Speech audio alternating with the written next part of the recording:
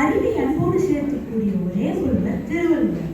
உலகத்துல ஒருத்தன் சுயநலமாக வாழ்ற மனுஷன்ல அடுத்தவங்க சந்தோஷத்திற்காகவும் தவறு செய்பவர்களை பார்த்தால் அவரை கண்டித்து திருத்த முயற்சிப்பவனே மனிதன். 2000 ஆண்டுகளுக்கு முன்பே மனித வாழ்க்கை வளர்ச்சி பெற திருக்குறளை படைத்தவர் திருவள்ளுவர். இந்த பொக்கிஷத்தில் உள்ள 100வது அதிகாரம் தான் பண்புடைமை. ஐயா, நான் மரம் போல்வர் மக்கள் பண்பு இல்லாதவர் என்ற தலைப்பில் பேசுவதில்லை. சரி, இந்த தலைப்பு ஒரு பக்கம் இருக்கட்டும். முதல்ல பண்பாடுனா என்ன? பண்பு என்றால் பாரபட்சம் பார்க்காமல் எல்லாரிடமும் எளிமையாகவும் பிறருடைய குணங்களை புரிந்து மனித நேயத்துடன் மற்றவருக்காக உதவும் குணம் கொண்டவராக வாழ்வதே பண்பு.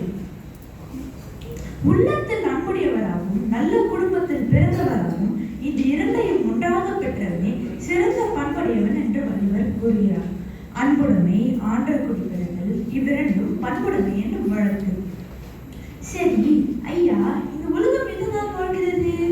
பண்புடையவர்கள் வாழ்வதால் தான் இந்த உலகம் அழியாமல் நிலைத்து இயங்குகிறது. இல்லைன்னா இந்த உலகம் மண்ணில் புரிந்து அழிந்துவிடும் என்கிறார். பண்புடையார் பன்றுண்டு உலகம் அது இன்றைய மண்புக்கும் வாழ்வதற்கு. ஔவையாரும் புறநானூறு பாடலில் நல்லார் ஒருவர் முதலில் அவர் பொருட்டு எல்லாருக்கும் பெய்யும் மழை என்கிறார். இங்கு நல்லார் யார்? பண்புடையவர் தானே. அடுத்ததாக ஒருவன் பண்புடையவனாக இருக்க பண்புடைமை அதிகாரத்தில் மற்ற 25 அதிகாரத்தில் வள்ளுவர் என்னென்று சொல்லியிருக்காரு பார்ப்போமா? அன்பு, கல்வி, கேள்வி, அறிவு, அடக்கம், ஒழுக்கம், நட்பு, பொறை, வாய்மை, காலம், ஒப்புரவைகள், சான்றாமை, ஈகை, இனியவை கூறல், பெரியாரை துணைக்குள், ஊக்கமுடைமை, இன்னா செய்யாமை, கூடா நட்பு, நிலையாமை, விருந்தோம்பல், தெரிந்து செய்வகை, இல்வாழ்க்கை, இப்படி பல. அன்பும் மரபும் முறைதாயின் இவ்வாறே பண்பும் பயனும் அது. அன்பு இருந்தால் அது பண்பாக மாறும். அரண் பயனாக மாறும் என்கிறார் வள்ளுவர். அறிவினால் ஆவதுண்டோ பிரிதின்மை தன்மை போல் போற்றார்களே. பிற உயிருக்கு உண்டாகும் துன்பத்தை தமக்கு வந்தது போல் காப்பாற்ற விட்டால் அறிவிருந்து என்ன பயன்? எந்த குழந்தையும் மண்ணில் பிறக்கையில் நல்லவராகவும் தீயவராகவும் அன்னை வளர்க்கிறேன்.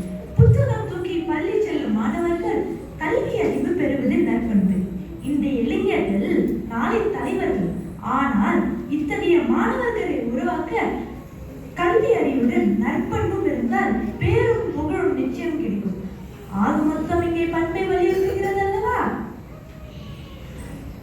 குணம் நாடி குற்றமும் நாடி அவற்றுள் மிகை நாடி மிக்க கொள்ளல். இவ்வாக்கு வள்ளுவரின் வாக்கு. ஒவ்வொரு மனிதனிடம் இருக்க வேண்டிய பண்பு. ஒருவன் நல்லவரா தீயவரா என்று கணிப்பது அவரிடம் உள்ள குணங்களில் எது அதிகமாக உள்ளதோ அதை பொறுத்து தான் என்கிறார் வள்ளுவர். அன்பு, நான், ஒப்புரவு, கண்ணோட்டம், வாய்மையோடு இவ்வைந்தும் சான்றாவின் சிறப்பு தூண்களாகும். நல்ல மக்களை பெறுவதை விட வேறொன்றும் இல்லை. நல்ல பண்புள்ளவராக உயர்த்தி உத்தமனாகவும் நல்ல அறிவுடையவனாகவும் முன்னேற்ற வேண்டிய பொறுப்பு பெற்றோருக்குரிய பண்பு. தந்தை மகனு காட்டும் நன்றி அவையத்து முந்தி இருப்பச் செய்யல். அழுக்கரு, அபாவெளி, இன்னாற்றல் நான்கும் இழுக்காய் என்றது அறம்.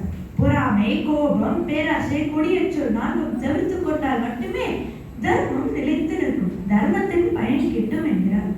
ஒழுக்கம் உயிரை விட சிறந்ததாக போகிறது. நற்பண்பு ஒழுக்கமும் பணிவும் இருப்பது முக்கியம்.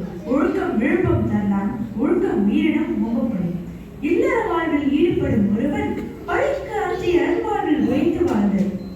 பெண்கள் தங்கள் கற்புக்கு துன்பம் வராமல் தன்னையும் தன் கணவரையும் பாதுகாத்து வாழ்வது நற்பண்பு என்கிறார் வள்ளுவர்.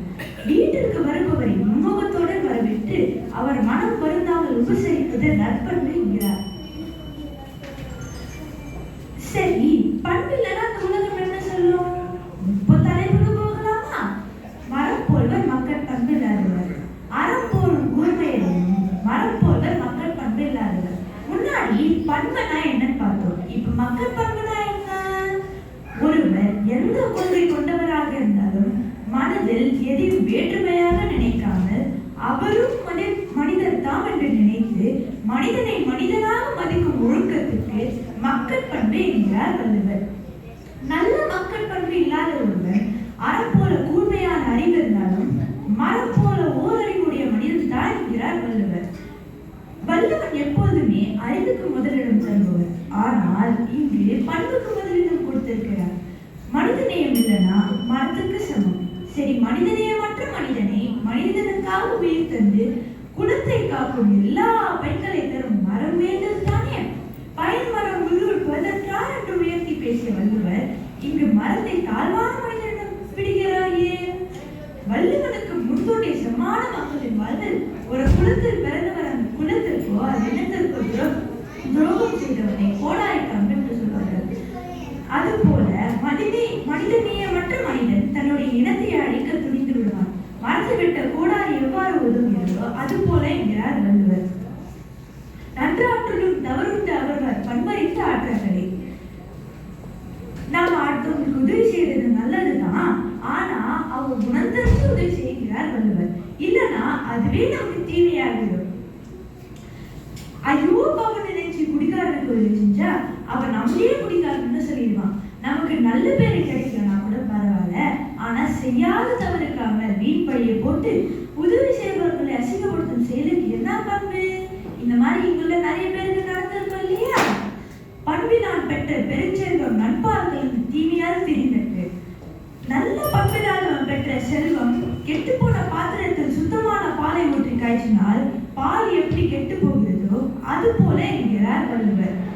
புண்படுத்தும் மனிதர்களை பண்படுத்தும் திருக்குறள் உயர்ந்த கருத்துக்களை பல்வேறு வகையில் எடுத்து சொல்லி மனிதனின் மனதை பண்படுத்துகிறது.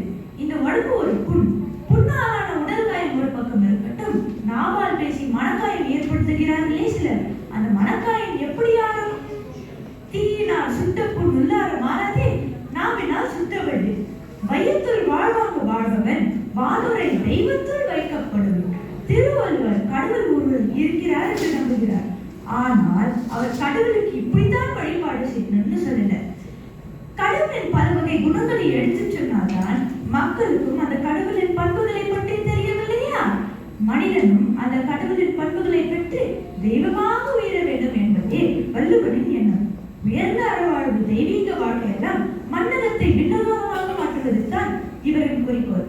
ஆகையால் மரம் போல்வர் மக்கள் பண்பு இல்லாதவராக இன்னும் இருக்கணுமா?